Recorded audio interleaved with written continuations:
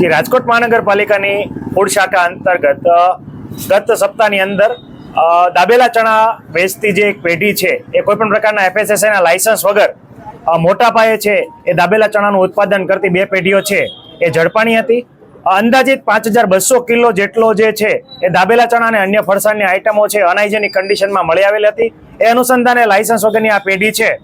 એમને FSSAઈના નોર્મ્સ મુજબ છે આ તમામ માલ છે ડિસ્કાર્ડ કરવામાં આવ્યો હતો અને સાથે સાથે સેમ્પલ પણ લેવામાં આવ્યા હતા. અને માન્ય કમિશનર સાહેબની સૂચના મુજબ આ તમામ જથ્થો છે ડિસ્કાર્ડ કર્યા બાદ આ પેઢીને છે અને તમામ આજ પછી કોઈ પણ પ્રકારની આ પ્રકારની પેઢી પકડાય અને ખાસ કરીને અખાદ્ય જથ્થો બનાવતી મોટા પાયે જથ્થો બનાવતી પેઢીઓ જો કોઈ પકડાય અને લોકોમાં થોડો ભય ફેલાય એવા અનુસંધાને માન્ય કમિશનર સાહેબની પણ સૂચના હતી કે આવી પેઢી છે એને સીલ કરવામાં આવે. તો આ અંતર્ગત